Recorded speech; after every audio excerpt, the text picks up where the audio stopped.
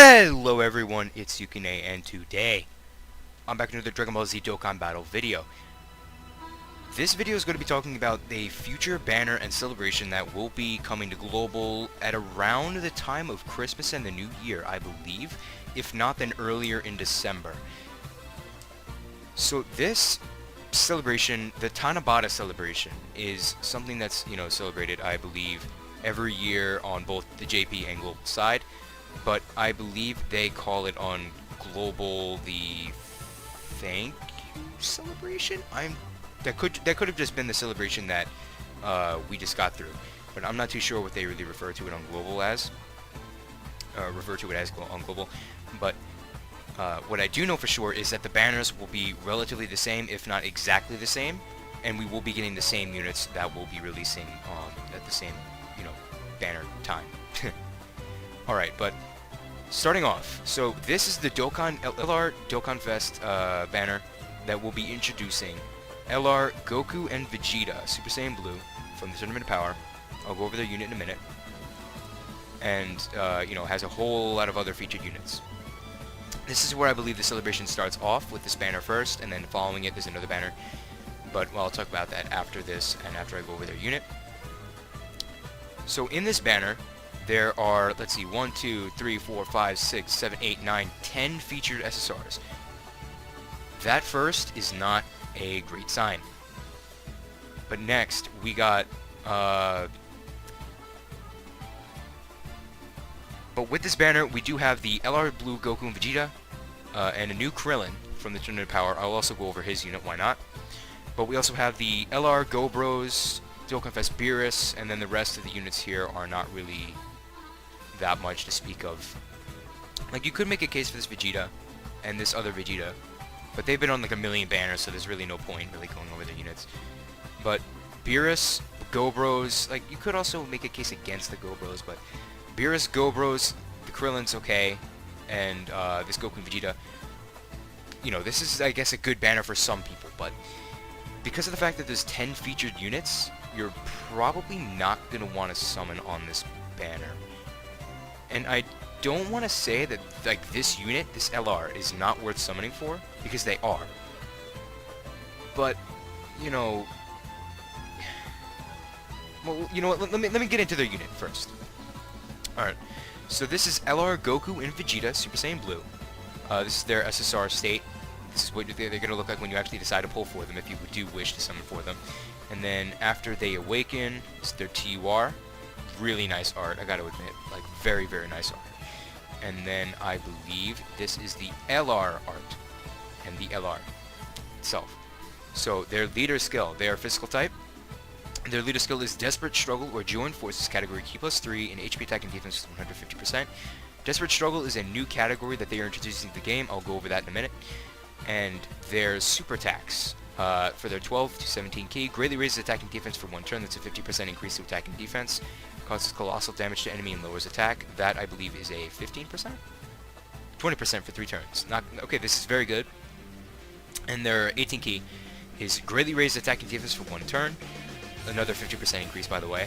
Causes mega colossal damage to enemy and lowers attack and defense, which is 20% for 3 turns for attack and defense. So that's very, very good super attack effects. Very, very, very, very good. Their passive, attack and defense plus 70%, plus an additional attack and defense plus 7% per key sphere obtained. Chance of performing a critical hit plus 7%, and key +2, and launches an additional attack up to 3 with each rainbow key sphere obtained. So with 3 rainbow key spheres, this unit gains 6 key and 3 additional attacks. So that's very, very good. This passive is powerful, very, very powerful. So they're kind of like a nuking unit. Like they're gonna be hitting hard. They're gonna get multiple attacks off it, and if you give them, invest in additionals, which it's okay, I guess, but you kind of want to go for crit with this unit. There's a higher chance that they will get an additional super attack after their 3 normal additional attacks. Moving on to their active skill, this unit has an active skill. It is full spirit body release. Let me see if we can play the audio clip here. If it does want to work. I guess not. Okay, So it's Ki plus 24, attack plus 70%, and defense minus 50% for 1 turn. Can be activated when HP is 50% or less once only. Now, this active skill, it's like we're going all out, like we're putting everything on the table. We're going to end this in one shot, pretty much. Because you're increasing your Ki by 24, so it's guaranteed 18 Ki, or 24 Ki rather. And they're increasing their attack by 70% on top of that 70%, and on top of that are already, increase via their orbs, and on top of the 50% increase on their super attack. So they're going to be hitting like very, very high numbers, both like defensively and offensively. But the drawback is they cut their defense in half. So it's like you're going to want to use this if you want them to end it, if you are confident that they will end it with this one attack. Or, if they're safe from attacks. But this is really important in anywhere other than like long-lasting events or Super Battle Road, because in Dokkan events it doesn't really matter, because Dokkan events can't really keep up with these units nowadays, so this defense cut doesn't matter in that instance. But in like harder modes, such as like the long events like Super Dragon Ball History, Infinite Dragon Ball History, and Super Battle Road, it will make a difference. But this is a very, very powerful active skill. This unit will probably, at 100% in level 10 links, will probably hit around 12 million. Between 9 and 12 million, I'd say, at 100%. At 55%, I'd probably say like maybe 7 million, but, they're a very, very strong unit. And their link set, it's very, very good. Super Saiyan, Godly Power, Warrior Gods, Kamehameha, Terminator Power, that's amazing link, right, by the way. Ki plus 3 attack and defense with 70%. And then First Battle and Legendary Power. This link set is very, very, very good. They're not going to really struggle for Ki that much with Terminator Power as one of their links. They have Warrior Gods, which is attack buff on top of another attack buff, so this will actually be multiplying into the already 10% value of the links, so, further increasing their attack stat. Godly Power is another one of those strong links with a guaranteed 5% to increase on getting a critical hit, so it's very, very good at link level 10. And Super Saiyan is Super Saiyan, everything else is fine. Their categories are also incredible. Universe Survival Saga, Realm of Gods, Pure Saiyans, Full Power Representatives, Universe 7. Joined Forces, obviously they lead the category. Kamehameha and Desperate Struggle, they lead the category.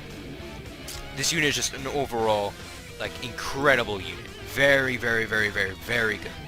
I'd say like top 10. Top 10 units in the game, easily. And their stats, oh god, their stats. They have very high attack, like at 100% they have 21,000 attack, and they also have 21,000 HP. But HP doesn't really matter here, and 14,000 defense. Their defense is not that bad at all. Their attack is very high. So this unit is overall just very, very good. And their multiplier, like, oh god. Their SA multiplier, like, here it says active skills are always calculated separately for passive skills, meaning their additional attack plus 70% will result in a total boost of attack plus 189%, plus an additional attack plus 11.9% with each Ki sphere obtained. So they will be hitting very high numbers, and they will also be defending pretty damn well, even after their active skill, but much less after using their active skill. This unit is very, very good. Obviously, it's Goku and Vegeta, top tier. Now, going over the Krillin, this is his SSR. I'm actually pretty happy that they are, giving us more Krillins, but because we have LR Fizz Krillin, the Prime Battle Krillin, there's no real, like, yahoo about this Krillin, but, we'll go over him right now. So his leader skill is Representatives of Universe 7, category Ki plus 3, and HP attack and defense 120%. He is a sub-lead for the category. We already have LR Goku and Frieza, which is 177% lead, Ki plus 3 to the category. Then we have the Blue Kaioken Goku. That gives a Ki plus 3 and 170% across the board. So, he's a sub-lead. If you do manage to pull this in, you can still run the category, so I'd say it's pretty good. Now, his super attack effect is 100 times Solar Flare, causes supreme damage to enemy, and lowers attack, which is 20% for 3 turns, and with a high chance of stunning the enemy, just 70%, 50% chance on super attack for 2 turns. Very good super attack effect on Super Battle Road especially, because he lowers attack and has a high chance of stunning the enemy, so he's going to be very helpful on Super HEL, from what I can see. And his passive skill, Coordination with Android 18, attack and defense 180% with a medium chance, I believe that's 20%? 30% chance of evading enemies' attack, including super attack, Ki +2 plus an additional attack and defense with 120% when your team has Android 18 attacking the same turn. Attacks effective against all types when the target enemy is stunned. This is very, very good. He's going to be very, very strong. But the only problem with that passive is his secondary buff. It's dependent on having an Android 18 on the team. And when you look at reps of Universe 7, which is a team you probably wouldn't want to run him on, there's only one. Well, there are two Android 18s here, but this one is not very viable. It's in desperate need of an EZA and an Awakening, for that matter. But the only viable 18 that you could use in this team is Tech 18, and she's like very old. Like, she's not that bad, but she's aged a lot and not that well. So, you know, that's the only problem with that part of the passive for Krillin. But other than that, if you manage to get this, like, an 18 on this team with Krillin, he's going to be doing very well. He's going to get relatively high numbers. He's going to be defending incredibly well. He's going to be stunning, lowering attack. Very helpful in Super Battle Road. Now, his Link skill. Experienced fighters, good. Turtle School, fine. You know, it's kind of hard to hit, link up with, but whatever. Solid support, pretty good. Brainiacs is good. Courage is fine. Gender Power is very good. First Battle is First Battle. This category is Universe Survival Saga, representative of Universe 7, Earthlings Battle of Wits. It actually really benefited this Krillin that he is on Battle of Wits, because that category is just going to, like, forever get even better and better. And because that Krillin is on the category, it's even better for this Krillin. His super attack can be farmed using the, free-to-play Prime Battle Krillin, but, you know, it might take a little while because of the drop rate, but I'm pretty sure there's a boost on that, so if you do pull this Krillin, eventually, if you do decide to summon on this banner, then you can raise the super attack for free. So, overall, this Goku Vegeta is very good. This Krillin's pretty good. And then moving on from that, here's the category Desperate Struggle. Obviously, the Goku and Vegeta are the lead. Then we got Gohan. That's a W. That's a fine. You know, we're gonna be getting a new Gohan soon. At least I believe so, from the BoJack movie. So this is a W. Obviously, you know, that's fine. And then everything else, you know, that's just what you really expect.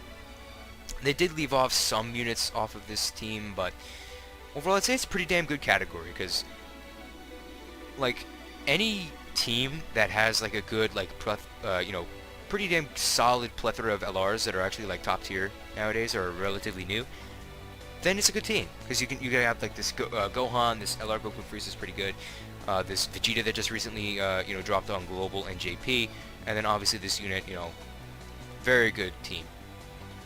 But there are some, you know, kind of tough units that they left off. But overall, it's a pretty good category, even if it is relatively small.